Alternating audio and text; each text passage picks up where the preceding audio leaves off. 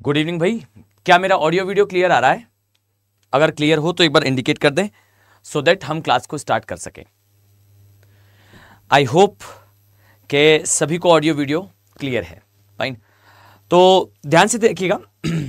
हमने last class में discussion करा था, चर्चा की थी बेसिकली पूर्वोत्तर राज्यों की मैपिंग के बारे में, यानी कि हमारे जो नॉर्थ ईस्टर्न स्टेट्स हैं उसकी मैपिंग के बारे में। और बच्चों इसी से चलते हुए हमने जो है वो म्यांमार वाले एरिया में जो साल्विन और इरावदी का एरिया है इसके बारे में भी देखा था। यानी कि हमने ब्रॉडर सेंस में देखा जाए तो पूर्वांचल की पहाड़ियों से म्यांमार वाले पोर्शन तक का एरिया जो है वो कवर करा था। इसमें मैंने आपको कुछ और भी चीजें बताई थी, जैसे अगर आपको ध्यान हो तो हमने चर्चा की थी, हमने डिस्कशन करा था दैट अफीम का जो ओपियम का जो एरिया है उस एरिया के बारे में, साथ ही जो सागौन का एरिया है यानी कि टीकवुड का एरिया है इसके बारे में भी चर्चा करी थी।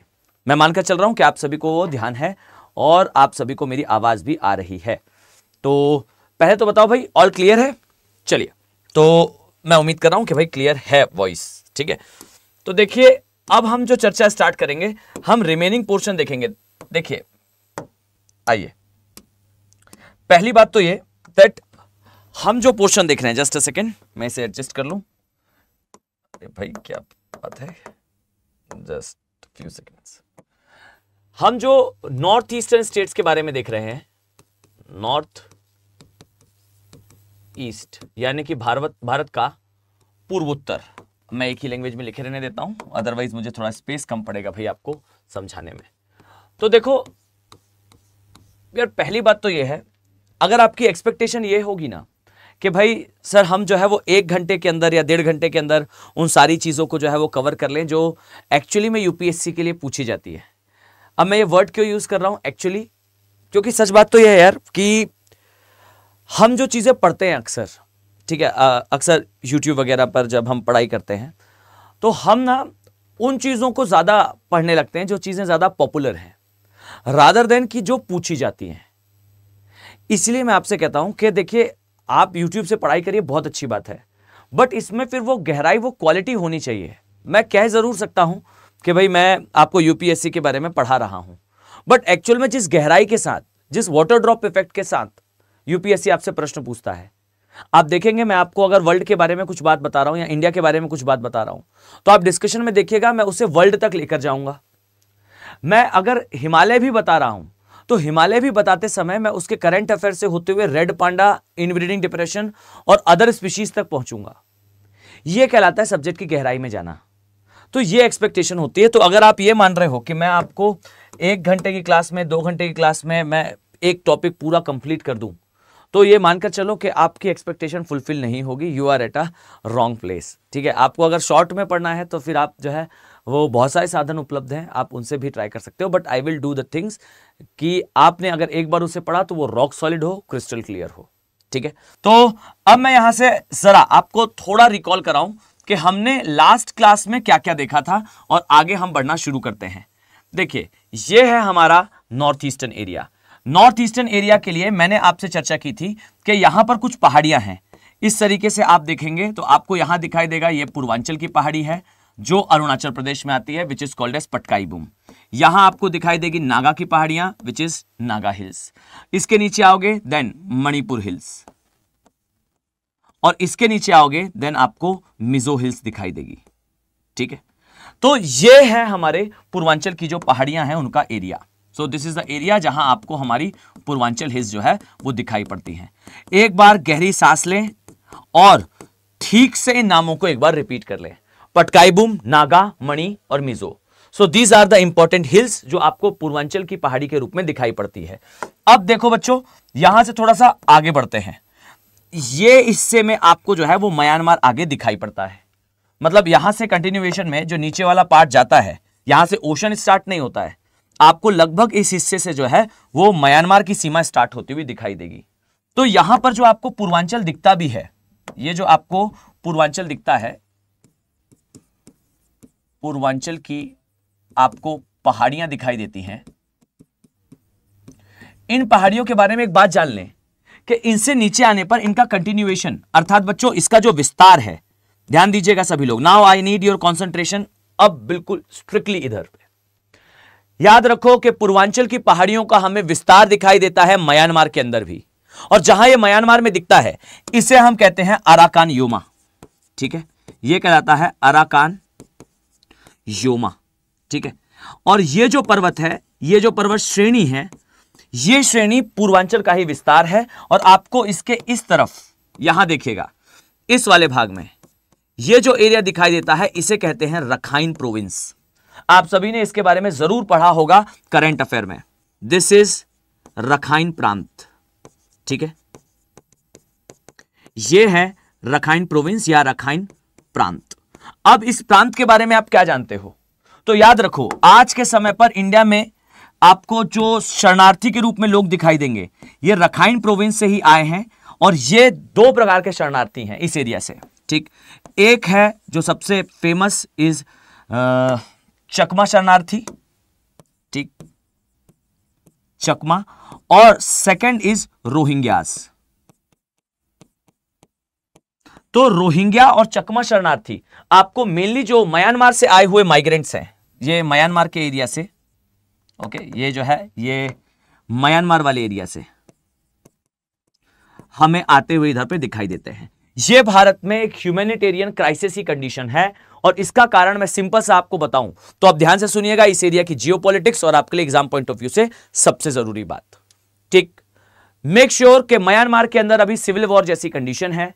यहां पर म्यांमार की जो आर्मी है वो आर्मी अपने ही लोगों के सिविल वॉर से जूझ रही है।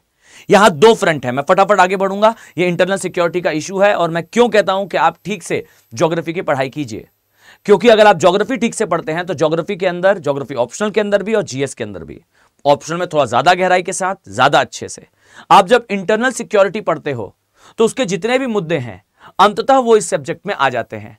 आप पाओगे कि भारत की आंतरिक सुरक्षा के लिए एक बड़ी समस्या रहा म्यांमार के अंदर से आने वाले माइग्रेंट। ये जो माइग्रेंट्स हैं वो म्यांमार के अंदर जो अभी की स्थिति है, खैर इनके आने के पीछे के दूसरे भी कारण हैं, बट वर्तमान स्थिति की अगर मैं बात करूं तो म्यांमार में जो है सिविल वॉर जैसी कंडीशंस है। इसमें दो शब्द याद रखो, एक है जनता आर्मी। जनता आर्मी का मतलब है म्यांमार की ऑफिशियल आर्मी, और दूसरा है ब्रदरहुड अलायंस। और ब्रदरहुड अलायंस में तीन मेजर ग्रुप्स आते हैं सिविलियंस के, जो कि अब हथियार उठाकर सेना के विरुद्ध लड़ रहे हैं। और उनमें से एक जो ग्रुप है वो ग्रुप है अराकान आर्मी। वो इसी एरिया से बिलोंग करती है, और यहां पर वो लगातार जनता आर्मी से यानी कि म्यांमार की ऑफिशियल सेना से लड़ रही है। यहां पर ह्यूमैनिटेरियन अभी भी कंडीशंस बहुत अच्छी नहीं है। ठीक, तो मैंने क्या कहा, एक जनता आर्मी, एक ब्रदरहुड अलायंस। जो ब्रदरहुड अलायंस है उसमें एक पार्टी है अराकान आर्मी, वो इसी एरिया से बिलोंग करती है, और ये अराकान योमा के उस तरफ वाला प्रोविंस ये रखाइन प्रोविंस है, और यहां से चकमा शरणार्थी और रोहिंग्यास जो है बिलोंग करते हैं। ये यहां से होते हुए जो है वो भारत आए थे। अब यहां पर इवेंट के बारे में समझना बहुत ध्यान से, सभी लोग कंसंट्रेशन से सुनो। क्या आपको नहीं लगता कि यह भारत के लिए एक बड़ी समस्या है कि म्यांमार के अंदर जो गृहयुद्ध की स्थिति बनी हुई रहती है, मतलब, और मैं आपको आगे ना बहुत डिटेल में, अगर आप लोग इस सब्जेक्ट को पढ़ते हो तो मैं आपको बहुत डिटेल में इसके बारे में फिर बाद में भी बताऊंगा कि क्या कारण है कि म्यांमार के अंदर ये जो हिंसा चल रही है ये हमें मानव बस्ती भूगोल से संबंधित दिखाई पड़ती है। आप आगे पढ़ते हुए सब्जेक्ट में जाते हो तो आपको यहां पर मानव नस्लें, ह्यूमंस की जो रेसेस हैं वो दिखाई देती हैं, इसके कारण उपजे विवाद दिखाई देते हैं। और इसका मैं बहुत अच्छा उदाहरण आपको देता हूं, आप जरा इसमें कमेंट सेक्शन में भी मुझे बताइएगा, जिन्होंने पढ़ा होगा वो मुझे बताएंगे। ठीक है, मैं आप सभी का प्रश्न देख रहा हूं। जो प्रताप जी हैं, सर एक क्वेश्चन है, हमें भूगोल क्यों पढ़ना चाहिए एंड भूगोल क्या है, प्लीज टेल मी। तो देखो, क्यों पढ़ना चाहिए तो उसका आंसर आप ना मेरे प्रीवियस लेक्चर्स को देखो। हाँ प्रताप जी, ठीक है, देख लिया मैंने, देख लिया, कॉपी पेस्ट मत करिए। देखिए मैं एक लाइन में उत्तर देता हूं, आप पहले मेरे लेक्चर्स देख लें, आपको अच्छे से समझ में आ जाएगा कि ज्योग्राफी इज अ सब्जेक्ट जो यूपीएससी के केस में आपको 30 से 35 क्वेश्चंस देता है हर वर्ष। ज्योग्राफी और एनवायरनमेंट कलेक्टिवली 35 प्रश्न तक देते हैं, 30 मिनिमम, 35 के रेंज में। आप सोचिए कि यूपीएससी के जो कट ऑफ होता है वो 45 प्रश्न है। वो स्टूडेंट क्यों ना एक्स्ट्रा स्कोर करे या क्यों ना उसका ज्यादा प्री क्वालिफाई हो जिसने ज्योग्राफी और एनवायरनमेंट को ठीक से पढ़ा है। मैंने कई बार कहा है कि इसे क्वालिफाई करना बहुत आसान है, यूपीएससी का क्वालिफाई करना एक स्मार्ट स्टूडेंट के लिए बहुत आसान है, लेकिन वो पहले इस तरीके से पढ़े भी तो। फाइन। अगर आप इस सब्जेक्ट को गहराई के साथ पढ़ते हो तो आपको इसका बेहतर परिणाम सिर्फ फ्री में ही नहीं मिलता। इंटरनेशनल रिलेशन, पूरा जियोपॉलिटिक्स इसमें आता है। Any kind of relation is based upon interest. किसी भी प्रकार का संबंध किसी ना किसी प्रकार के मतलब पर आधारित होता है और वो मतलब इंटरनेशनल रिलेशन में जियोपॉलिटिक्स है। सेकेंडली, आपका पूरा इंटरनल सिक्योरिटी, आप देखिए इंटरनल सिक्योरिटी का जो सिलेबस है वो ऑप्शनल में लिखा हुआ है भारत के राजनीतिक भूगोल और उससे संबंधित मुद्दे, और वहां आंतरिक सुरक्षा, आतंकवाद, नक्सलवाद, ये सब कुछ लिखा है। इसके अलावा आपका पूरा ज्योग्राफी तो कवर होता ही है, इन्वायरमेंट कवर होता ही है, तो बाकी की सारी चीजें तो हैं ही। डिजास्टर मैनेजमेंट हो गया, मैन एनिमल कॉन्फ्लिक्ट हो गया, आपका समाज वाला सेक्शन होता है, सोसाइटी वाला सेक्शन होता है, उससे संबंधित मुद्दे होते हैं, ये सब कुछ इसमें आता है। ठीक है, चलो नाउ आ जाइए। अब आपको नहीं लगता, वैसे मैं बता ही रहा था कि जरा इस बात पर उत्तर दीजिएगा मुझे कमेंट सेक्शन पे, कि कहा जाता है कि भारत का विभाजन करके पाकिस्तान की स्थापना की गई, तो क्या आपको लगता है कि पाकिस्तान एक धर्म पर आधारित या धर्म के लिए स्थापित, मतलब एक मान लेते हैं कि भारत और पाकिस्तान का भारत का विभाजन करके पाकिस्तान की स्थापना हो रही थी, तो उस समय पर आप किस सीमा तक इस बात से एग्री करते हैं कि भारत से अलग करके एक धर्म के आधार पर स्थापित देश को पाकिस्तान के रूप में बनाया गया? यह कथन कहां तक सत्य है, जरा ना इस पे कमेंट सेक्शन में मुझे बताइएगा। प्रीवियसली मैंने आपसे क्वेश्चन पूछा था अफीम के बारे में कि अफीम के प्रोडक्शन को लीगलाइज क्यों कर देना चाहिए, करना चाहिए या नहीं करना चाहिए। उसमें से कुछ बच्चों का बहुत बढ़िया आंसर था और एक बच्चे ने तो कमेंट सेक्शन पे लिखा भी और अपने नाम के आगे IAS भी लिख दिया था। तो ठीक है, अच्छा उत्तर था। मैं इसके बारे में आगे भी आपसे चर्चा करूंगा, ओपीएम के बारे में सतपुड़ा के एरिया में, तो इसके परफेक्ट आंसर को आपको बताऊंगा। आप मुझे बताएंगे कि पाकिस्तान की स्थापना क्या धर्म के आधार पर हुई है या फिर इसका कोई और आधार है? जिन्होंने पढ़ा होगा, मैं आगे इसके बारे में मैंने क्लासेस में तो चर्चा की है, कई बार क्लासेस से जो हमारे बच्चे हैं वो भी यूट्यूब पर देख रहे होते हैं, तो वो भी आंसर कर सकते हो।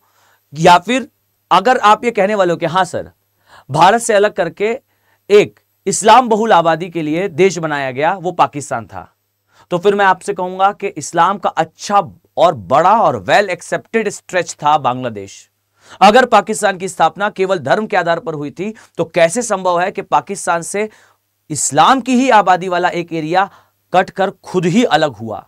दैट एरिया वांट्स कि मुझे अलग कर दिया जाए, और उसे अलग कर दिया गया और अलग देश बना। और क्या रीजन है कि अगर ये धर्म पर ही आधारित है, मतलब अगर इस्लाम की कोर वैल्यूज से, या फिर आप कहें कि चलिए एक से धर्म वाले लोगों के लिए एक देश बनाया गया, तो फिर बलूचिस्तान क्यों अलग होना चाहता है? क्यों बांग्लादेश अलग हुआ? क्या वो पॉलिटिक्स है? 4 पॉलिटिक्स है यहां पर, पख्तून पॉलिटिक्स, पंजाब पॉलिटिक्स और रीजनल पॉलिटिक्स और एरियल पॉलिटिक्स। अब ये सारी पॉलिटिक्स का एक पूरा संबंध है इसमें। दिस इज द थिंग जो बताती है कि पाकिस्तान एक्चुअली में कैसा स्टेट है। फाइन, जरा कमेंट सेक्शन में मुझे बताइएगा कि आप क्या सोचते हैं, क्या धर्म के आधार पर है? और अगर धर्म के आधार पर है तो फिर बांग्लादेश क्यों अलग हुआ? वो कौन सी पॉलिटिक्स थी जिसने जो है वो इसे इस प्रकार से विभाजित किया? Just let me know. Okay, चलो आ जाओ। अब देखिए, जो रखाइन प्रोविंस है, आपको नहीं लगता कि भारत के लिए एक बड़ी समस्या है? जब समस्या है तो फिर भारत इसके लिए कुछ करता क्यों नहीं है? ठीक, हम क्यों नहीं म्यांमार से बात करते कि भाई आप अपनी सिविल वॉर बंद कराइए, या फिर ये सारी चीजें बंद कराएं, हम बॉर्डर सील करें, या ऐसी कोई चीजें क्यों नहीं करते हम? तो उसका सबसे बड़ा कारण है हमारे नॉर्थ ईस्ट की जियोपॉलिटिक्स। याद रखो, जो हमारा नॉर्थ ईस्ट है, इसके साथ एक बड़ी समस्या है कि हमसे यह बहुत आसानी से अलग करा जा सकता है। यह यहां पर हमें चिकन नेक के रूप में हमें दिखाई पड़ता है। फाइन, ये चिकन नेक के रूप में दिखाई पड़ता है। कहां है चिकन नेक? तो ये देखिए, ये है भारत की चिकन नेक। इसे कहा जाता है बच्चों Siliguri corridor. Siliguri corridor. Fine, ये सिलीगुड़ी जो कॉरिडोर है, ये कॉरिडोर से गुजरता है नेशनल हाईवे नंबर 37A। और नेशनल हाईवे नंबर 37A और सिलीगुड़ी कॉरिडोर एकमात्र रास्ता है जो हमारे नॉर्थ ईस्ट को हमारे मेनलैंड से जोड़ता है। और यही रीजन है कि हमारे लिए एक बड़ा सुरक्षा का मुद्दा बना रहता है ये क्षेत्र, क्योंकि यहां आपको भूटान दिखेगा, यहां आपको नेपाल दिखेगा, और इसके जस्ट ऊपर आपको चाइना दिखेगा। चाइना किसी भी कंडीशन में बहुत आसानी से हमारे चिकन नेक को पहुंचकर हमारे सिलीगुड़ी कॉरिडोर और नेशनल हाईवे नंबर 37A इसके सामने अपना टैंक खड़ा कर देगा एंड फिर ये डिक्लेयर कर देगा कि ये हिस्सा जो है हमसे अलग है, ये हमारा नाइटमेयर है, ये हमारा एक दुष्स्वप्न है। और इसी कारण डोकलाम का विवाद हुआ था। आप थोड़ा सा रुकिएगा, मैं पूरा डोकलाम का विवाद आपसे डिस्कस करूंगा। अब इस केस में भारत कैसे रेडीनेस लाता है, भारत क्या तैयारी करता है और इसका कनेक्शन म्यांमार से कैसे है, इसे समझिएगा। नॉर्थ ईस्ट का चिकन नेक के माध्यम से कनेक्शन है हमसे। हम चाहते हैं कि हमें अल्टरनेट एंट्री मिले, हमें कुछ अन्य रास्ते भी मिले, अन्य हमें रास्ते मिले कहां पहुंचने के बच्चों, हमारे नॉर्थ ईस्ट में पहुंचने के। और ये अन्य रास्ते के रूप में एक बहुत ही क्रांतिकारी रास्ता हमें मिलता है यहां से।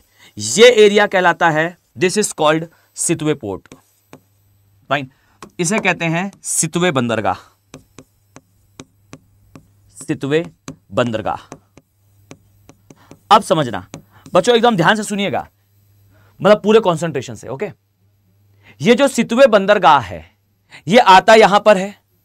सितवे बंदरगाह के पास से एक नदी है, इस नदी का नाम याद कर लो, दिस इज कॉल्ड कलादान नदी। और कलादान नदी जो है हमारे नॉर्थ ईस्ट जाती है। बीच में हमें रोडवेज का भी सहारा लेना पड़ता है, बट मेनली रिवर से हमारा काम चल जाता है। सो सितवे पोर्ट, यहां मैं लिख देता हूं, this is Sittwe port plus हमारी कलादान नदी। बच्चों ये दोनों जो है ये हमें मिलकर हमारे नॉर्थ ईस्ट में अल्टरनेटिव एंट्री प्रोवाइड कर देते हैं। और हमने सितवे पोर्ट को जो है वो कनेक्ट कर दिया है भारत के एक दूसरे बंदरगाह कैलकाटा से। So Calcutta is directly connected with Sittwe. तो कलकत्ता कनेक्टेड है सितवे से, सितवे कलादान से हमारे नॉर्थ ईस्ट से कनेक्टेड है। तो हमें एक स्ट्रेंथ मिल जाती है कि अगर चाइना हमारे नॉर्थ ईस्टर्न एरिया के लिए चिकन नेक को हमारा वीक पॉइंट मानता है, तो हमारे पास भी अल्टरनेटिव पाथ हैं कि हम जो है in case of any conflict सिर्फ इस एरिया पर डिपेंड नहीं करेंगे। अगर ये एरिया यहां पर हमें प्रेशर फील होता है तो हम इस रास्ते का उपयोग कर सकते हैं in case of any infiltration from China. China के द्वारा किसी भी प्रकार के दुष्प्रयास की स्थिति में हमारे लिए एक अच्छा माध्यम हो सकता है। इसके अलावा मैं आपको एक बात बताऊं तो ये देखिए ध्यान से, दिस इज हमारा साउथ ईस्ट एशिया, ठीक। यह आपको जो है वो साउथ ईस्ट एशिया दिखाई देगा। और यहां से आप चलते हुए आइए जरा, यहां आपको कुछ एरियाज दिखाई देंगे। मैं पहले भी बता चुका हूं, ये है Vietnam, this side is Cambodia. ये वाला जो एरिया आपको दिखता है ये मलेशिया का है। यहां आपको जो है वो पूरा म्यांमार का पोर्शन दिखाई देगा। और ये जो रिमेनिंग एरिया है दिस इज थाईलैंड। और बचा वाला हिस्सा ये है लाओस, ठीक है। सो ये Myanmar, just a second, this portion is Myanmar, क्रम से याद कर लीजिए, दिस इज थाईलैंड, ये लाओस है, ये वियतनाम है, ये मलेशिया है, ये मलाय है, मलाय का एरिया। और ये जो पोर्शन आपको दिखता है देखिए यहां पर, ये है इंडोनेशिया का आइलैंड्स, ठीक। ये सुमात्रा है, ये जावा है। यहां आपको एक द्वीप दिखाई देगा बोर्नियो। बोर्नियो में 3 देश हैं, मैं पहले डिस्कस कर चुका हूं। ब्रुनोई जिसकी कैपिटल है बांद्रा सीरी बागवान, इसके अलावा इंडोनेशिया, इसके अलावा मलेशिया। इंडोनेशिया नीचे है, बीच में मलेशिया है, ऊपर बोर्नियो में ब्रुनोई देश है, ठीक। अब देखो ये पोर्शन आप देख रहे हो, चाइना बेसिकली इस पूरे ही एरिया में, यहां आप आएंगे तो यहां आपको जो है वो पाकिस्तान वाला पोर्शन दिखाई देगा, ओके। यहां से आपको चलते हुए जो है वो पाकिस्तान दिखाई देगा। इस तरीके से यहां जाओगे तो यहां आपको ईरान दिखाई देगा, ठीक है। देखिए ये पाकिस्तान है, ये ईरान है, और यहां पर फिर गल्फ नेशंस है। अब देखो चाइना पता है हमें क्या करता है, चाइना हमें करता है सर्किल। कैसे सर्किल करता है तो जल्दी जल्दी देखिएगा ध्यान से, क्योंकि अभी मेरा एजेंडा ऑफ डिस्कशन ये नहीं है, इसलिए मैं बहुत ज्यादा डिस्कशन नहीं करूंगा। ये कहलाता है OBOR, one belt one road initiative. इसके तहत रोडवेज रेलवेज बना के चाइना जो है हमारे ऊपर से पूरा रोड नेटवर्क निकालता है। इसका एक लिम बच्चों इधर पे नीचे आता है इन तिब्बत, और इसका एक लिम ऐसे चलते हुए जो है वो पाकिस्तान जाता है, और ये कहलाता है CPEC, China Pakistan economic corridor. तो OBOR के थ्रू हम यहां पर ऊपर से घिर जाते हैं चाइना से, इसलिए भारत इसको कहता है कि ये हाईली एक्सप्लॉइटेटिव प्रोजेक्ट है, यानी कि ये भारत के विरुद्ध एक नकारात्मक परियोजना है। डन। और सेकंड सबसे बड़ी बात है, नीचे से चाइना जो है वो हमें सर्किल करता है इस माध्यम से। म्यांमार में कुछ बंदरगाह खरीदे, कुछ बंदरगाह श्रीलंका में खरीदे, पाकिस्तान में ग्वादर बंदरगाह खरीदा, और ऐसे करते हुए यहां पर जो है वो मालदीव्स है, इस एरिया में मालदीव्स है। इस तरीके से चाइना जो है बंदरगाह खरीद खरीद कर हमें जो है इस क्षेत्र में ऐसे सर्किल से लॉक कर देता है। यह कहलाता है चाइना का सर्किल, स्ट्रिंग ऑफ पर्ल। ठीक, यह बनाता है चाइना। ठीक, अब इंडिया सेज के देखिए हमें इससे बाहर आना पड़ेगा। ठीक है, यह चाइना कर रहा है इंडिया के विरुद्ध कि हमें चारों तरफ से बंदरगाहों की चेन के माध्यम से इसे लॉक करना, स्ट्रिंग ऑफ पर्ल। अब इससे बाहर आना है तो इंडिया करता है स्ट्रिंग ऑफ फ्लावर। अब हम क्या करते हैं, हम भी जहां बांग्लादेश में खरीदा चाइना ने बंदरगाह, उसके थोड़ा सा आगे जाके हम भी खरीद लेते हैं। इंडिया सेज तुम भी खरीदो, बाजू में हम भी खरीदेंगे, ताकि काउंटर कर सके। इसे कहते हैं मिरर स्ट्रेटजी। जो आप कर रहे हो एग्जैक्टली उसका विपरीत हम करेंगे। जिस एरिया में आपका पोर्ट, फिर उसके सामने हमारा पोर्ट। तो बांग्लादेश में अगर चाइना का बंदरगाह है तो फिर भारत भी वहां बंदरगाह खरीदता है। म्यांमार में बंदरगाह है तो फिर भारत भी बंदरगाह खरीदता है। अगर यहां पर चाइना ने हम्बन टोटा लिया है तो हम भी यहां पर आकर जो है महिंद्रा राजपक्षे इंटरनेशनल एयरपोर्ट लेंगे। अगर पाकिस्तान में ग्वादर बंदरगाह खरीदा गया है तो हम ईरान में चाबहार खरीदेंगे। सो द रियलिटी इज कि चाइना हमें सर्किल करता है तो हम भी उस सर्किल से बाहर आने का प्रयास करते हैं। ठीक, अगर यहां पर मालदीव्स में चाइना ने खरीदा है तो हम भी एक काम करते हैं, हम भी नीचे मॉरिशस में खरीदते हैं कुछ बंदरगाह। ये सो द रियलिटी इज कि हम भी चाइना के जो स्ट्रिंग्स हैं, जो चाइना के द्वारा हमारे विरुद्ध बनाई हुई बाधाएं हैं, उससे बाहर आने का हम प्रयास करते हैं। China versus India. ठीक, और ऐसे जो है हम चलते हुए बाहर आते हैं चाइना के दुष्चक्र से। सो मेक इट श्योर कि इंडिया की इंटरनल सिक्योरिटी में एक सिग्निफिकेंट रोल प्ले करता है म्यांमार के अंदर रखाइन प्रोविंस में खरीदा गया हमारा सितुए बंदरगाह। ना केवल हमारे नॉर्थ ईस्ट की कनेक्टिविटी को इंश्योर करता है, बल्कि यह हमारे लिए सिग्निफिकेंटली इंपॉर्टेंट है, क्योंकि यह एरिया हमें चाइना के विरुद्ध जिस माध्यम से वो हमें सर्किल कर रहा है उससे बाहर आने का एक सशक्त माध्यम है, एकदम इंडिस्पेंसिबल बना देता है ये। सो इस कारण से भी हम म्यांमार की इंटरनल पॉलिटिक्स में बहुत इंटरफेयर नहीं करते। भले ही हमें उसके कारण काफी समस्या हो, बट स्टिल वी वांट्स के यार इधर वाले एरिया में हमें जो स्ट्रेंथ मिल रही है चाइना के विरुद्ध नॉर्थ ईस्ट में और चाइना के विरुद्ध सी एरिया में, वो स्ट्रेंथ हमें कंटिन्यू मिलती रहे। और इसके कारण हम जो है वो चाइना के अंदर, म्यांमार के अंदर जो क्राइसिस चल रहे हैं उसमें बहुत ज्यादा अपना इंटरफेरेंस नहीं निकालते। Done, clear. सो एक ये बात हुई। अब यहां से चलते हुए जरा दूसरे एंगल पर आते हैं। अब कुछ पहाड़ियों के बारे में जरा मैं चर्चा कर लूं। ठीक है, ये तो थोड़ा सा इंटरनल सिक्योरिटी से रिलेटेड हो गया, थोड़ा सा जो है वो इंटरनेशनल अफेयर्स से रिलेटेड हो गया। इसमें आप लोग ये कई पॉइंट्स ऐड हो सकते हैं। मतलब मैंने कहा ना, वाटर ड्रॉप इफेक्ट में पढ़ते जाइए, यहां आपको बहुत सारी चीजें मिलेंगी। यहां से निकलते हुए जो है वो चाइना आता है। China is a eastern nation, China east में आता है, पूरी दुनिया इसके वेस्ट में है। अब अगर इसे व्यापार करना है तो वो जो है वो कुछ बंदरगाहों पर, कुछ जलमार्गों पर बहुत निर्भर करता है। ये चाइना का चोक पॉइंट है, इसे बोलते हैं मलक्का स्ट्रेट। और इसीलिए मलक्का के आसपास जितने भी देश हैं उन सारे ही देशों को मैसिव लोन दे रखा है चाइना ने। इसे नव उपनिवेशवाद कहा जाता है, न्यू कॉलोनिज्म कहा जाता है। और चाइना इन देशों में इतना निवेश करके यह सिद्ध करना चाहता है कि इनकी इंटरनल पॉलिटिक्स में चाइना का इंटरफेरेंस रहेगा, अदरवाइज हाल श्रीलंका जैसा हो जाएगा। सो द थिंग इज कि आप बांग्लादेश देखिए, थाईलैंड देखिए, लाओस देखिए, वियतनाम को छोड़कर हर देश में चाइना का बहुत मैसिव इन्वेस्टमेंट है। इससे अपने व्यापार को चाइना इधर एंश्योर करता है। और इसी को काउंटर करने के लिए क्वाड बना था, जिसमें 4 देश थे, अमेरिका, इंडिया, जापान और ऑस्ट्रेलिया। ये 4 देश एंटी चाइना नेशन थे, इधर पे खड़े होते थे, अभ्यास करते थे और चाइना को इधर पे काउंटर करते थे। इन सारे देशों को मैसेज पास करते थे कि इधर का सबसे बड़ा player is not China, it's India. But problem is Ukraine Russia war stop. Ukraine Russia war होगा, चाइना रशिया का सपोर्ट करेगा, इनडायरेक्टली हमें भी सपोर्ट में आना पड़ेगा। और जहां पर यह होगा यूएसए काउंटर होगा, और यूएसए इधर पर जो है वो अपनी जो इनिशिएटिव है चाइना को काउंटर करने के लिए उसको वीक कर देगा। अब इंडिया उसे वीक कर दे, चाइना उसे वीक कर देगा, यूएसए इधर पे शांत हो जाएगा। नाउ इंडिया सेज तुम इधर क्या कर रहे हो। इस कंडीशन पे इंडिया जो है वो फिर यूएसए के इधर खड़े होने को जस्टिफाई नहीं करेगा और मॉरिशस का सपोर्ट कर देगा। जहां पर यूएसए खड़ा है छागोस वाला एरिया, उस एरिया को डिक्लेयर कराएगा कि ये एरिया जो है वो मॉरिशस का है, नॉट यूएसए, नॉट ब्रिटेन। देख रहे हो कैसे एकदम चीजें चेंज होती हैं। सो इस बात को ध्यान में रखना कि इस एरिया की पूरी पॉलिटिक्स है, उसका एक अंश अब ये है। एक अंश की चर्चा डिटेल में मैंने पहले की है, इधर की पॉलिटिक्स, क्वाड के बारे में और इस सब के बारे में।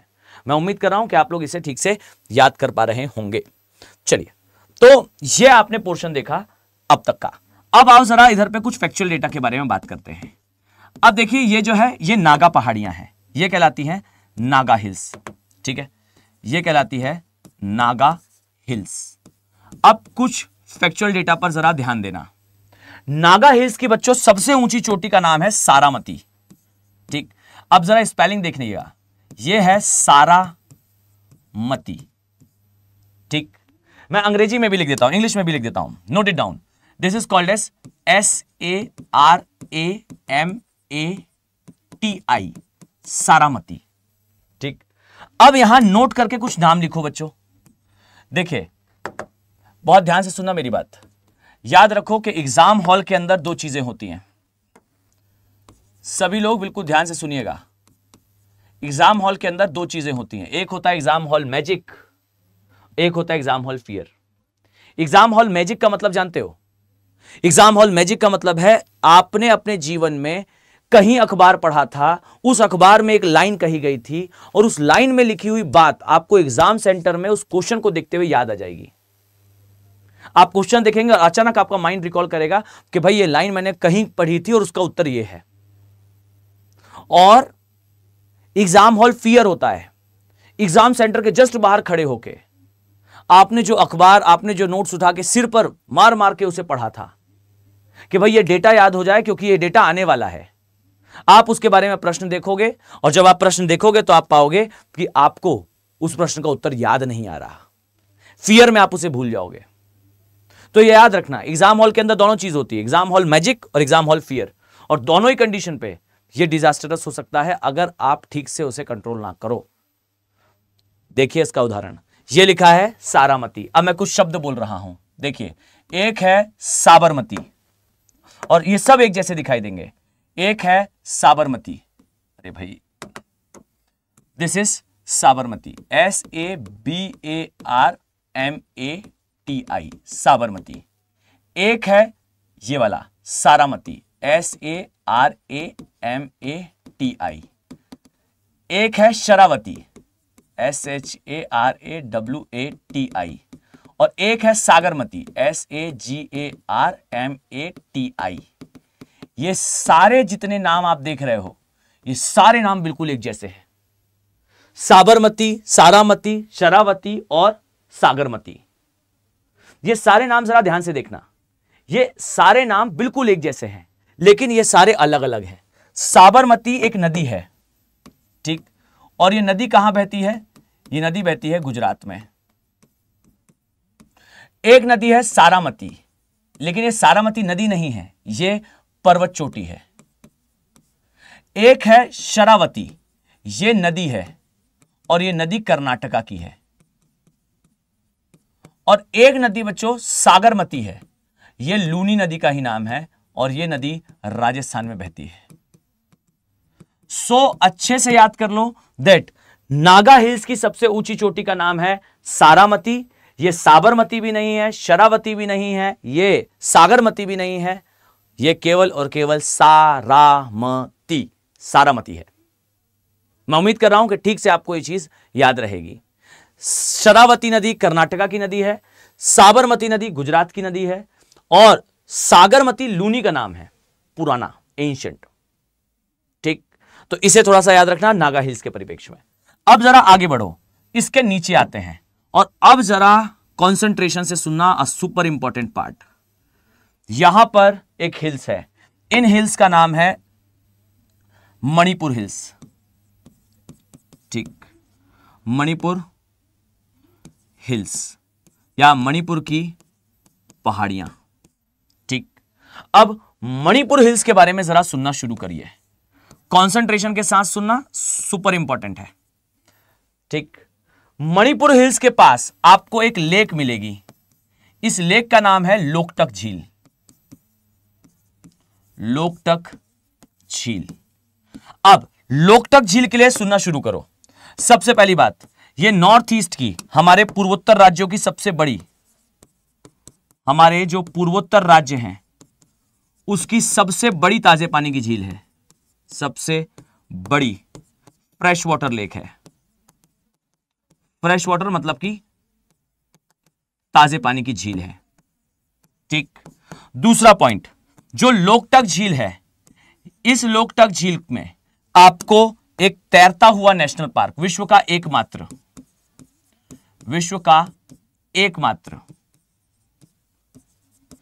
तैरता हुआ नेशनल पार्क, तैरता राष्ट्रीय उद्यान मिलेगा। और ये जो तैरता हुआ राष्ट्रीय उद्यान है, ये तैरता कैसे है? तो इस शब्द को जरा नोट डाउन करो। इस शब्द को कहा जाता है फुंडिस। ठीक है, इस शब्द को कहा जाता है फुंडिस। ये फुंडिस पर तैरता है। अब प्रश्न ये है कि ये तैरता कैसे है? तो आओ जरा यहां ध्यान से देखो। ये है बच्चों, मान लीजिए एक लेक। अगर आप लोग अभी ध्यान से इस सेशन को देखेंगे, कंटिन्यूएशन में सारे लेक्चर्स को वॉच करेंगे, तो मैं आगे जो है वो बायोम वाला सेक्शन इन्वायरमेंट में इसमें ऐड करूंगा। और देखिएगा तब, क्या गया भाई, देखिएगा तब मैं बहुत डिटेल से आपको उसमें समझाऊंगा कि एग्जैक्टली कैसे जो है बायोम वर्क करते हैं। और ये है एक बायोम, ये झील बायोम का उदाहरण है। ये एक लेक है। अब समझना एग्जैक्टली क्या होता है। ठीक है, सभी लोग जरा कंसंट्रेशन से सुनिएगा। जरा मैं इसे हटा दूं भाई, जरा ध्यान से सुनिएगा। एक जो लेक होती है, एक जो झील होती है, उस झील के अंदर समय के साथ जो है वो वेजिटेशन उगता है। वेजिटेशन का मतलब है पादप उगते हैं। धीरे धीरे करके वो पादप जो है वो डाइजेस्ट होते जाते हैं, उनकी मृत्यु होती जाती है। और सामान्य स्थितियों में मृत्यु होने के साथ ये पादप जो है वो अपघटित होकर समाप्त हो जाते हैं।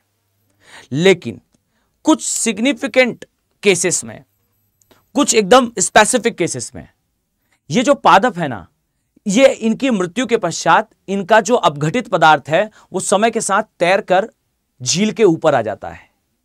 और ये झील के ऊपर आते आते इतना थिक कवर बना लेता है झील में कि ये एक पैच की तरह दिखाई पड़ता है। ठीक, अर्थात ये जो है ये मृत अपघटित जैविक पदार्थ से बनी हुई परत है। ये मृत अपघटित जैविक पदार्थ, इसकी परत है। इसे dead and decomposed vegetative matter कहते हैं। इंग्लिश में ध्यान से याद कर लीजिएगा, कई बार इसे ट्रांसलेट करने में यूपीएससी एकदम खतरनाक पाप करता है। ठीक, तो dead and decomposed vegetative matter, यानी कि वो सारी वनस्पतियां जो इस झील के आसपास उगी थी, इस झील के नीचे उगी थी, वो समय के साथ मृत हो गई। मृत होने के बाद अपघटित हो गई। अपघटित होने के पश्चात जो पदार्थ बचा, वो पदार्थ समय के साथ तैरकर झील के ऊपर आ गया। और इसकी कई परतें जब जमती गई तो ये धीरे धीरे करके उसके ऊपर एक सघन आवरण बना लेता है। और ये जो सघन आवरण है, ये एक द्वीप की तरह उस पानी पर तैरने लगता है। और जैव विविधता का क्या एक्सट्रीम एग्जाम्पल है ये, कि बच्चों अगर ऐसा कोई पैच दुनिया की अदर किसी भी झील में बन जाए तो उस झील की मृत्यु हो जाती है। क्यों मृत्यु हो जाती है? क्योंकि ऊपर से आने वाली जो सनलाइट है उसे ये ब्लॉक कर देता है।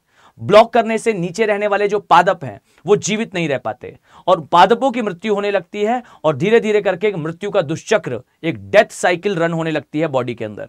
और जो पानी है उसके अंदर कार्बन डाइऑक्साइड का परसेंटेज बढ़ने लगता है।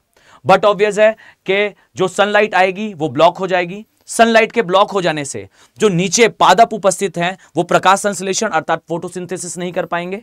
और जब वो फोटोसिंथेसिस नहीं कर पाएंगे तो उनकी मृत्यु के पश्चात जो उनकी बॉडी डिकंपोज होगी वो कार्बन डाइऑक्साइड और बनाएगी। फिर जीवों की मृत्यु होगी, उनकी बॉडी डिकंपोज होगी और वो फिर जो है क्या बनाएगा? Carbon dioxide. तो धीरे धीरे करके पानी के अंदर कार्बन डाइऑक्साइड का परसेंटेज बढ़ता जाएगा, जीवों की मृत्यु होती जाएगी और एक जैविक मरुस्थल में बदल जाएगा। लेकिन कहानी में ट्विस्ट है। ट्विस्ट यह है कि यहां ऐसा नहीं होता। क्यों नहीं होता? तो बच्चे यहां पर ना ये जो द्वीप बना है, इस द्वीप के बीच बीच में होल हैं, वहां से पानी जो है वो झील के अंदर, आप इमेजिन करिए ना कितना दुर्लभ दृश्य होगा ये, कि पूरी झील है, उसके ऊपर डेड डिकम्पोज्ड वेजिटेटिव मैटर की एक परत है, एक मोटी सी परत है, उस परत में एक छेद है और उन छेदों से झील दिख रही है और सनलाइट अंदर जा रही है। आप जब देखेंगे ना कभी यहां पर, अगर यहां घूमने जाएं, जब आप देखेंगे इस दृश्य को तो आपको लिटरली फील होगा कि आप दूसरी दुनिया में हो। कारण आप एक झील में खड़े हो, झील के बीच में द्वीप है, द्वीप में गड्ढे हैं और उन गड्ढों से अंदर का पानी दिख रहा है और उससे सनलाइट जा रहा है। और जब सनलाइट अंदर जाता है ना तो आसपास का पूरा एरिया डार्क है, तो लाइट अंदर जाता हुआ दिखाई देता है और उसके अंदर से आप देखते हो कि झील के अंदर पादप उगे हुए हैं और वो पादप यहां से उग कर जो है वो यहां तक पहुंचे हैं, क्योंकि ये जो पादप हैं ये यहां से आने वाली सनलाइट के ऊपर डिपेंड करते हैं। तो वो पादप ऐसे उग कर इस झील, इस द्वीप के पास आ जाते हैं। और पता है शानदार उदाहरण क्या है, ये जो पादप ऊपर आते हैं ना इस द्वीप को स्ट्रेंथ देने लगते हैं, तो ये द्वीप बना रहता है, ये द्वीप अंदर भी नहीं जाता।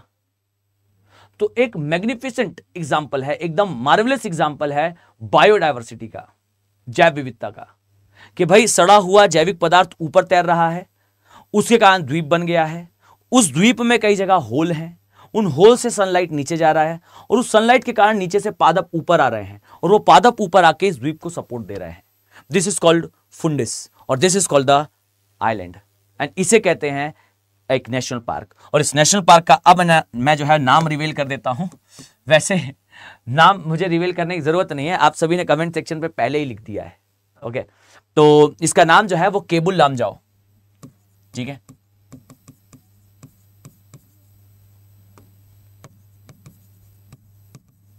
केबुल लामजाओ नेशनल पार्क, ये तैरता हुआ राष्ट्रीय उद्यान है। अब यहां देखो वाटर ड्रॉप इफेक्ट में हम कैसे पढ़ते हैं।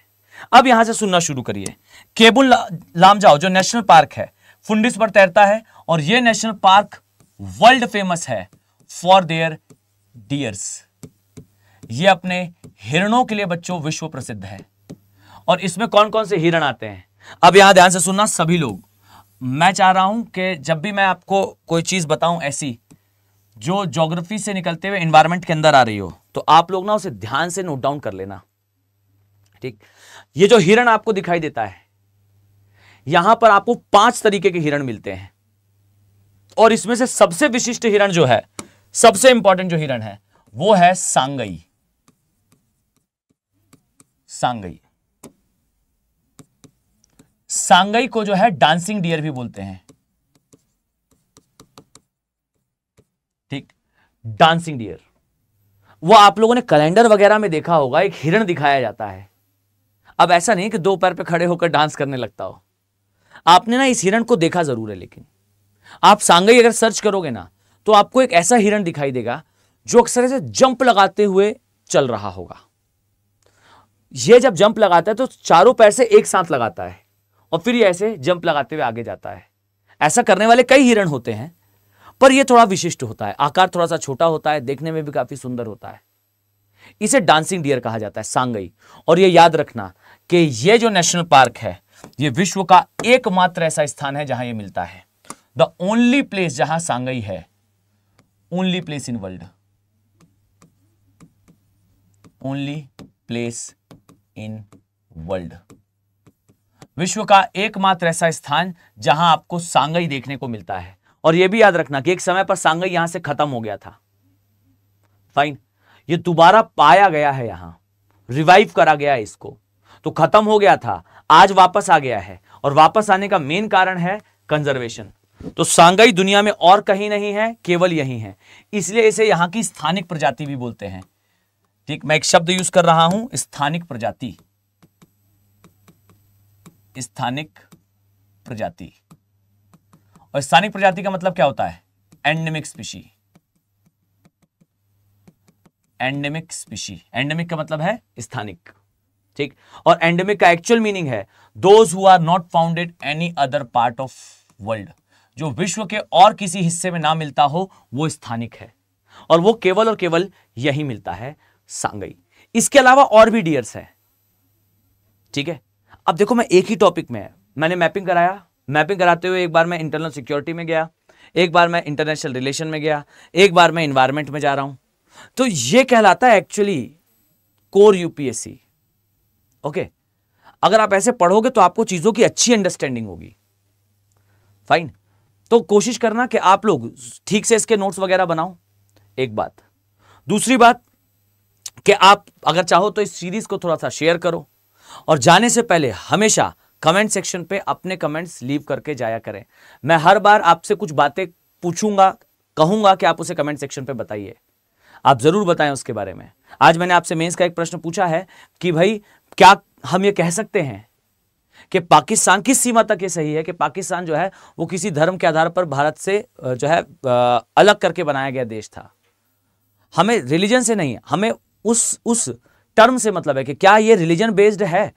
और अगर आप कहने वाले हो हां, तो ये याद रखो कि पाकिस्तान में रहने वाला जो मुस्लिम है वो इंडिया में रहने वाले मुस्लिम को सेकंड ग्रेड मुस्लिम मानता है, बोलता है कि भाई ये इंडिया में रहने वाला मुस्लिम तो अच्छा मुस्लिम नहीं है, या फिर बांग्लादेश में रहने वाला मुस्लिम अच्छा मुस्लिम नहीं है। और अगर ये धर्म के आधार पर ही स्थापित है तो फिर बांग्लादेश क्यों अलग हो गया? भाई बांग्लादेश में भी तो इस्लाम की पॉपुलेशन है और अच्छा बड़ा स्ट्रेच है इस्लाम का, फिर क्यों अलग हो गया? सोचना and just let me know. मैंने इसकी चर्चा पहले इन लेक्चर्स में की है, तो आप थोड़ा सा लेक्चर्स को ध्यान से देखोगे तो आपको समझ में आएगा। ठीक है, चलो। तो एक सांगाई हिरण है, सांगाई के अलावा एक और आपको हिरण दिखाई देगा जिसे बोलते हैं बार्किंग डियर। बार्किंग डियर यानी कि बार्किंग हिरण, स्पॉटेड डियर,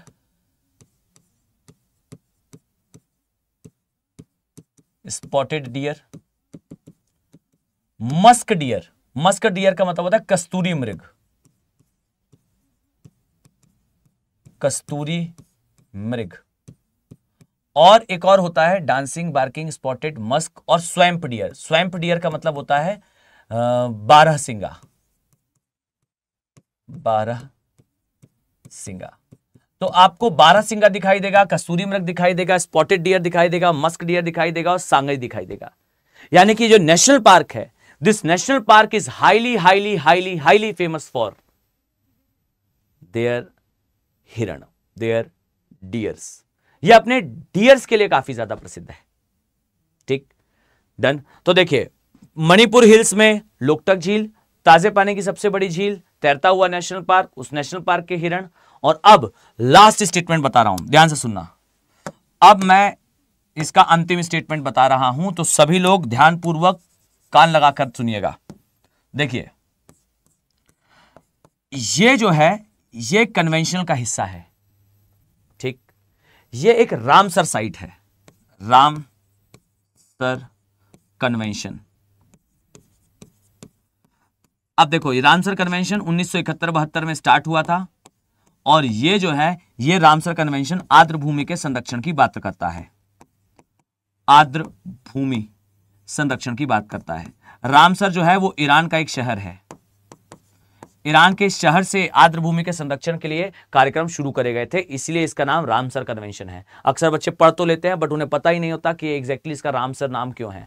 तो रामसर एक प्लेस है ईरान में जहां से कन्वेंशन शुरू हुआ था 1971-72 में।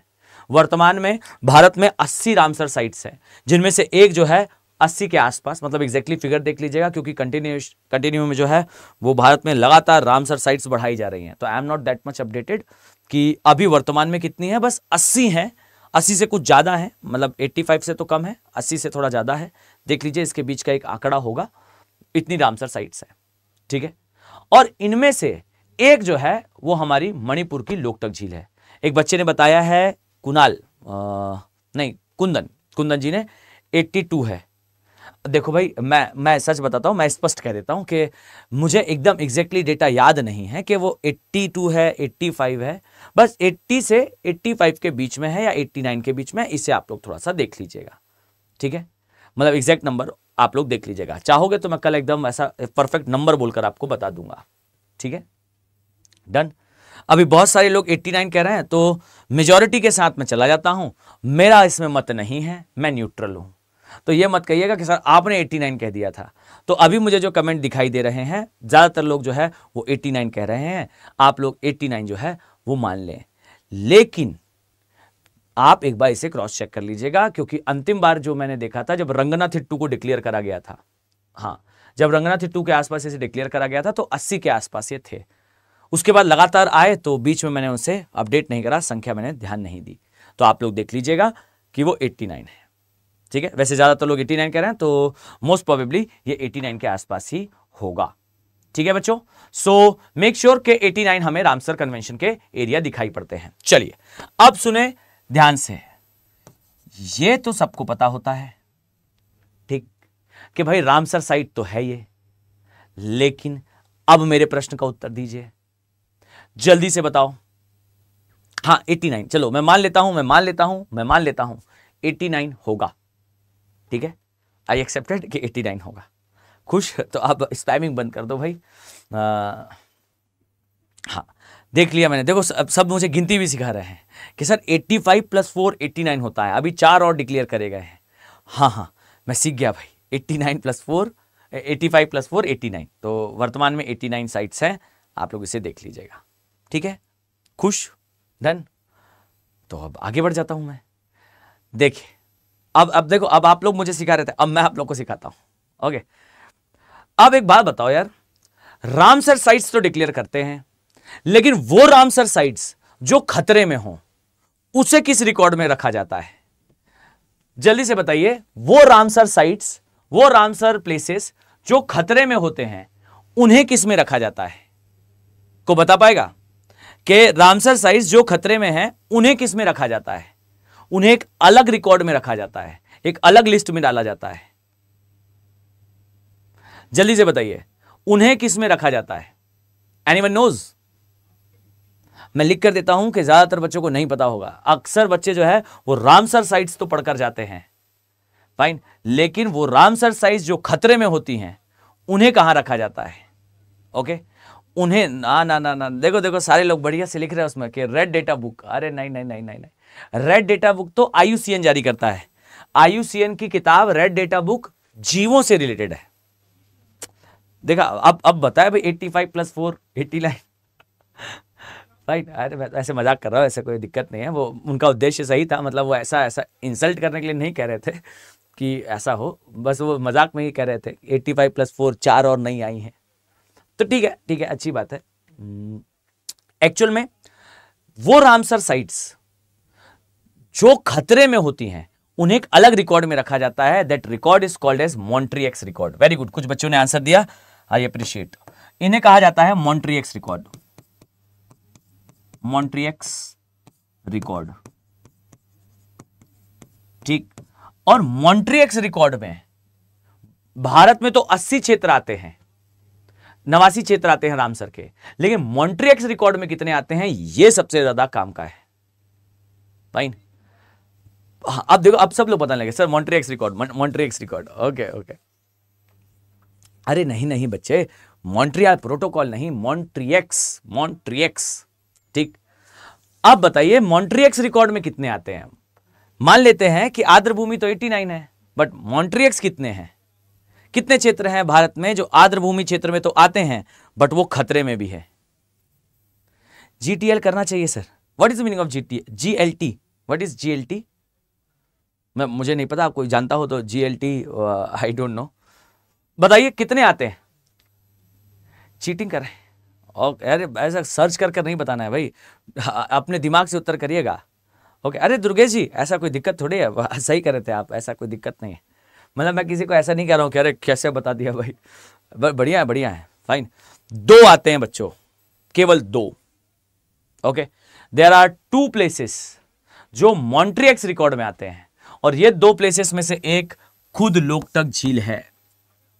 सो याद रखो कि लोकटक झील और एक और है, fine, and that lake is called as Keoladeo lake. ये है हमारा India, this is called as India. Okay, ये है हमारा भारत, ग्रेट इंडिया। ठीक है, ये भारत है, और आपको बच्चों यहां पर एक दिखेगा मणिपुर में लोकटक झील, और देखिए यहां आपको दिखाई देगा केवलादेव झील। ठीक है, केवलादेव झील। और ये याद रखना, इस झील के अंदर नेशनल पार्क आता है केबुल लामजाओ, केबुल लामजाओ, ठीक, नेशनल पार्क मतलब झील के अंदर नेशनल पार्क है, और यहां झील नेशनल पार्क के अंदर है, और यहां है घाना नेशनल पार्क, घाना राष्ट्रीय उद्यान। तो याद रखो कि हमारे जो दो रामसर एरिया है वो मॉन्ट्रियक्स रिकॉर्ड में भी आते हैं। एक लोकटक झील जो मणिपुर में आती है, और एक केवलादेव झील जो राजस्थान में आती है। और यह बनना चाहिए था बच्चों आपसे, क्यों? क्योंकि मैंने आपको राजस्थान वाले एरिया में इसके बारे में बताया था। ठीक है, डन, खुश? तो ये आपको बनना चाहिए था। मैं मानकर चल रहा हूं, आप लोगों से बना या नहीं मुझे एक बार बताएं। दो प्लेसेस है मॉन्ट्रियक्स रिकॉर्ड में, मैं यहां लिख भी देता हूं, ये मॉन्ट्रियक्स रिकॉर्ड में आते हैं, रामसर में जो खतरे में है वो मॉन्ट्रियक्स रिकॉर्ड का हिस्सा है। ठीक, तो all these are part of Montreux record. So अपना जो वो है जनरल अंडरस्टैंडिंग है, ज्योग्राफी को कनेक्ट करो इन्वायरमेंट से, देखिए फिर आपको बढ़िया अंक मिलते हैं। ठीक है, तो लोकटक झील is related with these all. ठीक है, अब आइए जरा और नीचे चलते हैं। अब आएगा एक area by the name of, देखिए ये हिस्सा आएगा, इसे ध्यान से देखना, ये है नागा, मणि और मिजो। ये मिजो में लूसाई हिल्स है, LUSAI, लूसाई हिल्स। ठीक है, ये लूसाई हिल्स है। डन। अब लूसाई हिल्स के बारे में सुनिएगा। Sir best PYQ analysis book कौन सी है? बच्चे बहुत सारी अवेलेबल है, आप स्टडी। एक तो मैं एकदम जेन्युइनली आपको बताता हूं, एक बच्चे ने पूछा कि सर बेस्ट PYQ एनालिसिस की बुक कौन सी है? स्टडी IQ की किताब आती है। ठीक, आप जाओ ऐप वगैरह में मिल जाएगी, नहीं तो अमेजॉन वगैरह में भी देख लेना। मैं श्योर नहीं हूं कि अमेजॉन में अवेलेबल है या नहीं है, ऑनलाइन में तो मिल जाएगी, वैसे थोड़ा बहुत देखोगे तो इस ऐप में देख लेना। ओके, वो बुक याद से ले लेना। ठीक है, उस किताब की अच्छी बात पता क्या है, मैंने उस किताब से भाई हमारी जैसे क्लासेस चलती हैं तो हमें ना बुक्स मिल जाती हैं, तो मैंने ना उसी किताब में से जो है वो MCQs निकाले और उन्हीं को मैं क्लास दर क्लास सॉल्व कर, जबकि वो बुक्स बच्चों को मिलती हैं। जैसे मैं ये बैच बता रहा हूँ ना, दिक्कत यह है कि एक समय होता है, मतलब एक समय सीमा होती है, मैं उस समय में ही आपको पढ़ा सकता हूँ। ओके, और जब कभी टॉपिक की रिक्वायरमेंट रहती है, मैं डेफिनेटली टॉपिक की रिक्वायरमेंट पे जरूर आपको बताऊंगा। वैसे मैं एक बात सोच रहा हूँ, आप सभी मुझे बताएंगे, मैं सभी से पूछ रहा हूँ। पहली बात तो ये कि मैं कोई प्रॉमिस नहीं कर रहा हूँ, I am not making any kind of promise. ठीक है, मैं कोई प्रॉमिस नहीं कर रहा हूँ, लेकिन अगर आप लोग चाहें और अगर आपको ऐसा लगता है कि ये उचित हो तो आप कमेंट सेक्शन पे मुझे बताइएगा कि हम जो पूरे वीक पढ़ते हैं, हम उसका एक कंपाइलेशन एक मैराथन के फॉर्म में संडे के दिन 3-4 घंटे की क्लास में मैं हर रोज कम से कम 1 घंटे की क्लास तो ले ही रहा हूं, उसे कंपाइल कर देते हैं और पूरे हफ्ते जो हमने पढ़ा है उसे संडे के दिन पूरा रिवाइज कर सकते हैं एक 2.5-3 घंटे की सॉलिड मैराथन में। फाइन, और पूरे हफ्ते में जो पढ़ा सारा कुछ एक बार में रिकॉल कर दें। ठीक है, डन। तो ये आप जो है वो बताइएगा सर। वैसे आप लोग के मैसेज मैं देखता रहता हूँ, बहुत बहुत धन्यवाद। मुझे ऐसा पता नहीं था कि आप लोग, वैसे ऐसा नहीं है कि ऐसा कि भाई बहुत सारे लोग देख रहे हो तो मैं इस बात को ऐसे कह रहा हूँ, बट मुझे फ्रीक्वेंटली कुछ बच्चों का जो है वो मैसेज दिखता है कि सर हमें जो है इस सीरीज से फ़ायदा हो रहा है। मैं मानकर चलता हूँ कि कुछ लोग को तो शायद सब्जेक्ट की अच्छी अंडरस्टैंडिंग आ ही रही होगी। ठीक है, तो बढ़िया से पढ़ाई करो अच्छे से। अगर आप लोग चाहेंगे तो आप लोग ज़रूर कमेंट सेक्शन में मुझे बताएंगे, तो हम हो सकता है इसके बारे में जो है वो करें। संडे को एक क्लास, एक छोटा सा रिवीजन क्लास, उसमें सब कुछ पूरे हफ्ते में जो पढ़ा है I will do that revision 2। ठीक है, डन। चलिए, सो अब आ जाइए जरा और आगे बढ़ते हैं। आगे बढ़ते हुए लास्ट है लूसाई हिल्स। अब लूसाई हिल्स के बारे में आपको क्या पता होना चाहिए? तो देखिए, लूसाई हिल्स के बारे में आपको पता होना चाहिए कि यहां की जो सबसे ऊंची चोटी है, इस एरिया की जो सबसे ऊंची चोटी है, इसे बच्चों कहा जाता है ब्लू माउंटेन, ब्लू माउंटेन। और सुनना, ब्लू माउंटेन नाम से ना यहां पर नेशनल पार्क भी है, ठीक। तो ब्लू माउंटेन नेशनल पार्क ये भी आपको जो है वो लुसाई हिल्स के पास मणिपुर में, मिजोरम में आपको दिखाई देगा, ठीक। तो मिजोरम में ब्लू माउंटेन है, ये नेशनल पार्क है। अब आप कहोगे क्या सर इतना इजी सा प्रश्न, ठीक। देखो मैं एक बात बताता हूं, यही जो इजी सा है ना, ओके, यही जो इजी सा है ना, यही एक गलत हो जाता है। भारत में 100 से ज्यादा नेशनल पार्क है। अब सारे तो आप याद कर नहीं पाओगे, फिर क्या होगा, ठीक। फिर जो है आप कुछ को थोड़ा थोड़ा पढ़ोगे, कुछ को ऐसे अवॉइड कर दोगे। देखो आप ना रीजनेबल तुक्का लगाते हो, जिसे कहते हैं रीजनेबल रिस्क टेकिंग। अब ब्लू माउंटेन आप सब सोचोगे तो आपको लगेगा देखो ब्लू माउंटेन, ब्लू मतलब नीला, ठीक है, और नीला मतलब नीलगिरी, तो ये पक्का जो है ब्लू माउंटेन कहीं साउथ में आता होगा, ठीक। क्योंकि अक्सर इस नाम से पहाड़ियां जो है इस ऐसे एकदम स्पेसिफिक इस नेम से पहाड़ियां हमें अक्सर दक्षिण भारत में दिखती हैं। तो हम सभी जो है वो यही तुक्का लगाने वाले हैं कि ब्लू माउंटेन, नीला पर्वत, नीलगिरी के आसपास कहीं होगा, इस कारण से इसका नाम है। पर वो निकलेगा कहां, पूर्वांचल की पहाड़ियों में। तो याद रखना, पूर्वांचल की पहाड़ियों में नीलगिरी, नो, पूर्वांचल की पहाड़ियों में नीला पर्वत, blue mountain, highest peak of Lushai hills. तो लुसाई की सबसे ऊंची चोटी आपको इस स्थान पर दिखाई देती है।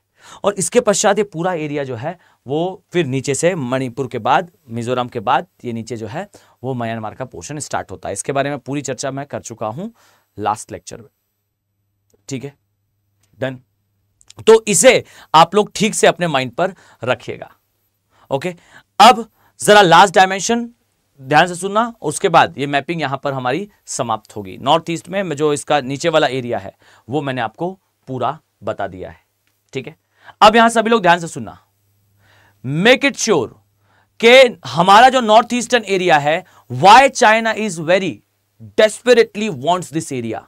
चाइना क्या रीजन है कि हमारे इस क्षेत्र को बहुत डेस्परेटली चाहता है कि चाइना कैप्चर करे, या फिर चाइना का इसमें हिडन इंटरेस्ट है। तो अब जरा ध्यान से देखो, ये है हमारा south east Asia, and make sure कि देखो ये अरब का एरिया दिखेगा, यहां से जो है अफ्रीका दिखाई देगा, ये है अरब, ये है अफ्रीका। और अब सुनना, चाइना क्यों चाहता है इसे कैप्चर करना, या फिर क्यों चाइना का हिडन इंटरेस्ट है इसमें। तो उसका सबसे बड़ा कारण है कि यह एरिया कनेक्ट करता है जमीनी रास्ते से साउथ ईस्ट एशिया के साथ इंडिया को। अगर चाइना यहां पर है तो इसका मतलब है कि जमीनी रास्ते से चाइना बहुत आसानी से साउथ ईस्ट एशिया तक अपनी पहुंच बढ़ा सकता है। तो एक्चुअल में हमारे नॉर्थ ईस्ट का सबसे बड़ा इंपॉर्टेंस यह है कि यह एरिया डायरेक्टली कनेक्ट हो जाता है साउथ ईस्ट एशिया से। अब आप कहोगे क्या सर इतना नहीं पता आपको, यह चाइना है, चाइना भी तो डायरेक्टली कनेक्टेड है, सीधा कनेक्टेड है, तो क्या ही दिक्कत है, हमारी साइड से क्यों जाना है उसे। तो इस बात को समझो कि दिस इज अ बैटल, ये एक लड़ाई है एशिया के सबसे बड़े प्लेयर बनने की।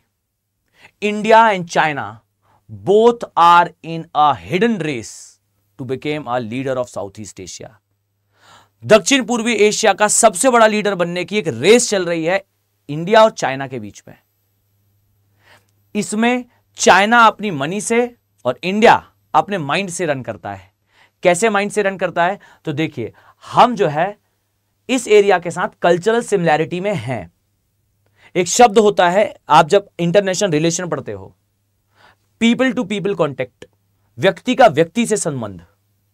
यह बिल्कुल ध्रुव सत्य है कि इस एरिया के साथ भारत की कल्चरल सिमिलैरिटीज हैं। आप देखिए इंडिया में जो कल्चर फॉलो होता है, वर्ल्ड का सबसे बड़ा इस्लामिक नेशन, अभी तक तो मतलब पाकिस्तान ऑफिशियली अपना डेटा रिलीज कर देगा पॉपुलेशन का, तो शायद पाकिस्तान आगे निकल जाए, but up to my best known अभी तक जो डेटा है उसके अनुसार वर्ल्ड का सबसे बड़ा इस्लामिक नेशन, एक बड़ी आबादी रखने वाला देश है इंडोनेशिया। और कल्चरल थिंग में आपको दिखाई देगा इंडिया का जो कल्चर है काफी कुछ सिमिलर है विद इंडोनेशिया। इंडोनेशिया में सबसे ज्यादा रामलीला का मंचन होता है, फाइन।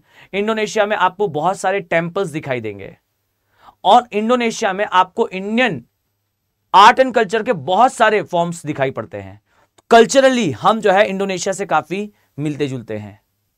इवन जब इंडिया की इंडिपेंडेंस हुई थी, हमारा एक गणतंत्र दिवस था, उसमें जो इंडोनेशिया के पीएम थे वो आए हुए थे और उन्होंने इवन कहा था कि मुझे थोड़ा गंगा जल वगैरह दे दीजिए, मैं जो है इसे लेकर अपने देश में जाऊंगा और अपने देश की नदियों में इसे डालूंगा।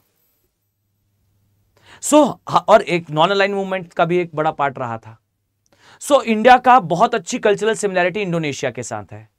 इंडिया की बहुत अच्छी कल्चरल सिमिलैरिटी आपको जो है वो कंबोडिया वाला एरिया है, थाईलैंड वाला एरिया है या म्यांमार वाला एरिया इसमें दिखाई देगी।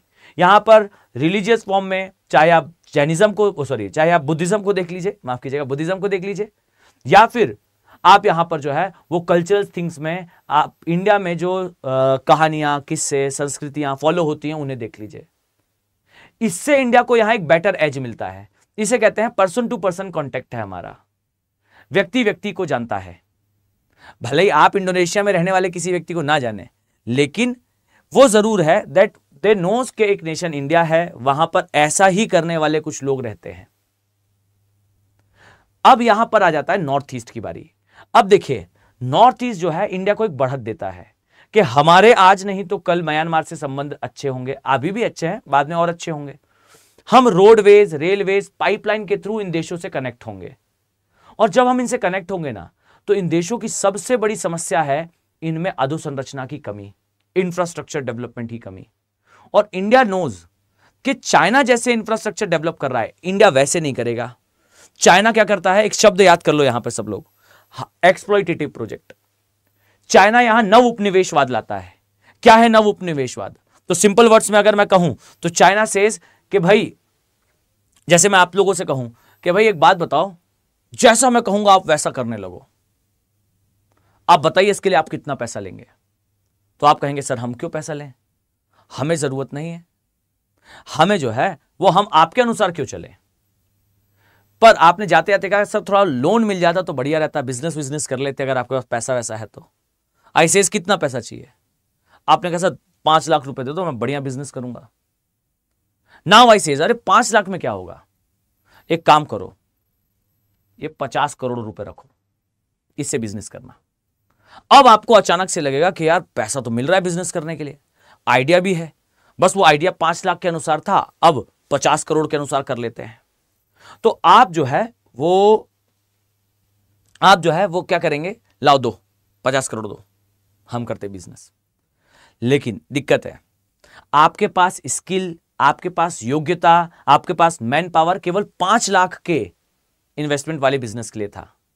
अब अचानक से आपने जो है वो 50 करोड़ रुपए प्राप्त करे, तो आपका ना वो बिजनेस का आइडिया वर्क नहीं करेगा।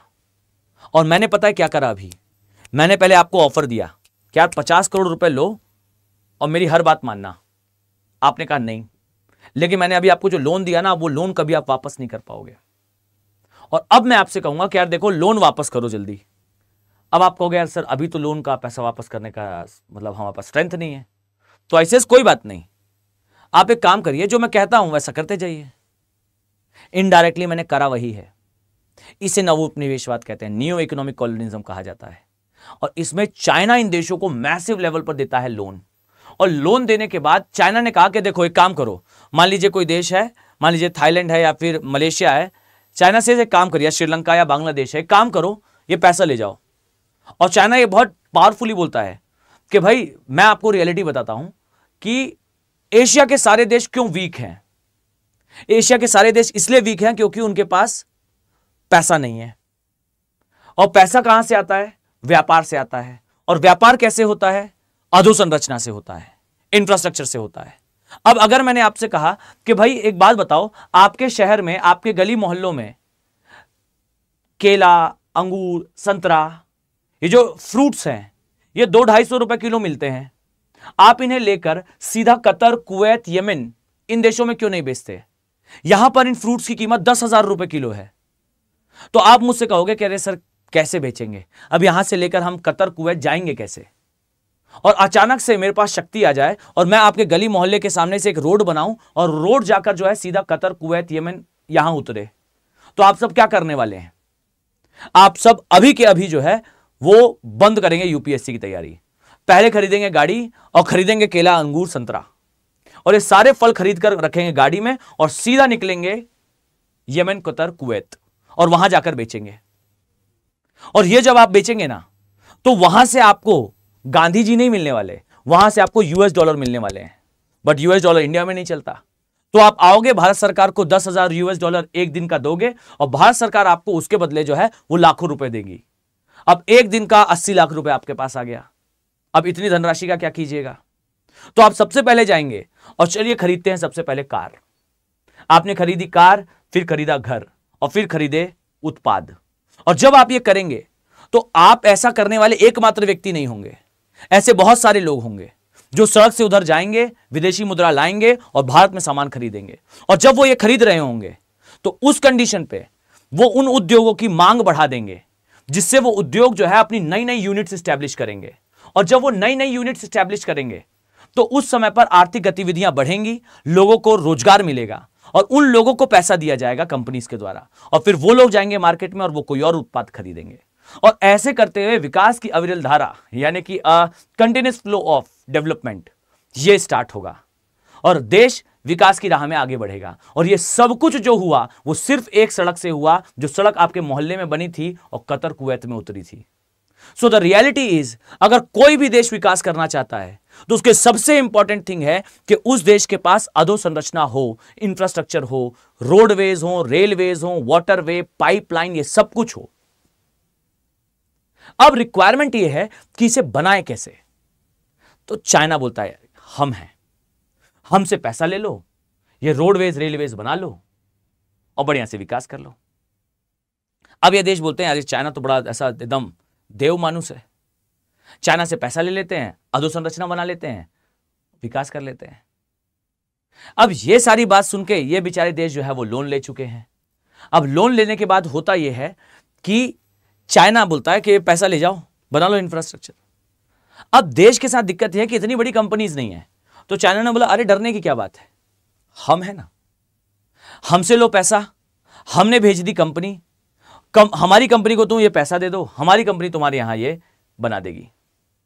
अब वो कंपनी तो आप उस देश में बना देगी, लेकिन क्या हुआ, अभी चाइना ने आपको पैसा दिया, आपने उस कंपनी को पैसा दिया, वो कंपनी चाइना की है, पैसा चाइना में आ गया।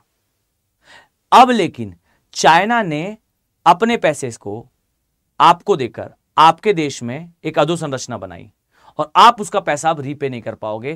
कारण यह है कि जो अधोसंरचना बनी है उससे एक दिन में उत्पादन नहीं बढ़ जाएगा आपका। जब आप उत्पादन बढ़ाने जाएंगे तो उस कंडीशन में आपको दशकों का समय लगेगा और इस कंडीशन में आपको जो है वो लोन रीपे करने का प्रेशर आएगा। और चाइना बोलेगा कोई बात नहीं, या तो पैसा दे दो, और नहीं दे पा रहे हो तो ऐसे डरने की थोड़ी कोई बात है, थोड़ा थोड़ा हम भी उपयोग कर लेंगे। अब रेलवे बनाई है, आप पैसा दे देंगे तो आप उसे खुद उपयोग कीजिए, और अगर रेलवे खुद उपयोग नहीं कर रहे हैं या उसका पैसा आप हमें नहीं दे पा रहे हैं तो हमें भी अपॉर्चुनिटी दीजिए, हम भी उसका उपयोग करें। और इससे जो है वो चाइना उस देश के अंदर प्रवेश कर रहा है। यह हाल आज के समय पाकिस्तान का है। और चाइना ऐसे जो है वो इन देशों को नव आर्थिक उपनिवेश का शिकार बनाता है, नियो इकोनॉमिक कॉलोनिज्म का शिकार बनाता है। और यह है चाइना का प्रोजेक्ट साउथ ईस्ट एशिया में बढ़ने का। और इसी के तहत चाइना ने अभी तक इन देशों को बड़ा लोन दे रखा है। और कहानी में ट्विस्ट पता है क्या है? वियतनाम नामक देश, वियतनाम सेज हम चाइना के इसका हिस्सा नहीं है, हमें चाइना से नहीं चाहिए लोन। और जोर से वियतनाम चिल्लाया था कि this is south China sea, not Chinese sea. ये दक्षिण चीन सागर है, चीन का सागर नहीं है। क्योंकि चाइना ने जोर से चिल्लाया था this is Indian ocean, not India's ocean. ये हिंद महासागर है, हिंदुस्तान का सागर नहीं है। तो उधर से वियतनाम से this is south China sea, not China's sea. और जैसे ही हमें समझ में आया कि वियतनाम बेसिकली समझदार नेशन है, वियतनाम नहीं कर रहा है चाइना के साथ कोऑर्डिनेट। आप देखिए जिस वर्ष ये सब स्टार्ट हुआ उस वर्ष से भारत ने जो है लगातार वियतनाम के साथ अपने संबंध सुधारे हैं। वियतनाम का अच्छा दोस्त फिलीपींस, ब्रह्मोस मिसाइल भेजी है भारत ने फिलीपींस। हमारा ट्रीटी, मतलब भेजी नहीं है, जा रही है, फाइन, ट्रीटी चल रही है। हमारा सबसे lethal weapon Philippines. Reason simple सा है, the thing is south east Asia में एक हिडन दौड़ चल रही है, कौन आगे बढ़ेगा, इंडिया या चाइना। और इसमें चाइना अपनी डेथ ट्रैप का यूज करता है, और इसमें बड़ा रोल है हमारे नॉर्थ ईस्ट का। नॉर्थ ईस्ट कनेक्ट होता है इन देशों के साथ, और इंडिया को पता है कि इन देशों के साथ हमारी सांस्कृतिक समानताएं हैं, ये देश हमारे एंटी नहीं है, फाइन, क्योंकि यहां पर पर्सन, मतलब एक व्यक्ति जो है एक व्यक्ति को पहचानता है। मतलब एक भारतीय अगर वहां जाए तो आपको ऐसा फील नहीं होगा कि आप बहुत अलग जगह कहीं आ गए हो। नो डाउट कि आपको अलग फील होगा, दूसरे देश में है, पर एक कल्चरल थिंग आपको दिखेगी वहां, एक कल्चरल टच आपको दिखेगा वहां। ओके, और ये हमारे नॉर्थ ईस्ट की सबसे बड़ी इंपॉर्टेंस है, और चाइना ये इंपॉर्टेंस को थ्रोबैक करना चाहता है। फाइन, सो ये इसके बारे में सारी जानकारी अच्छे से जान लीजिए दैट मैंने अभी इंटरनेशनल रिलेशन से, इंटरनल सिक्योरिटी से, इन्वायरमेंट से, इन सारे पॉइंट ऑफ व्यू से नॉर्थ ईस्ट के पूरे एरिया को कवर करा है। इन नेक्स्ट क्लास हम जो है वो हमारे मेन टॉपिक पर वापस आएंगे, प्रायद्वीपीय भारत। कल की क्लास ठीक से याद रखना, कल की क्लास सुपर इंपॉर्टेंट होगी। भारत में जितने पर्वत हैं, जितने पठार हैं, जितने मैदान हैं, ये सब कुछ मैं एक मैप पर यहां प्लॉट करूंगा, और वो सब कुछ एक बार में आपको याद कराऊंगा, उत्तर से दक्षिण, पूरब से पश्चिम। आई होप आप लोग इसे ठीक से अटेंड करेंगे। ओके।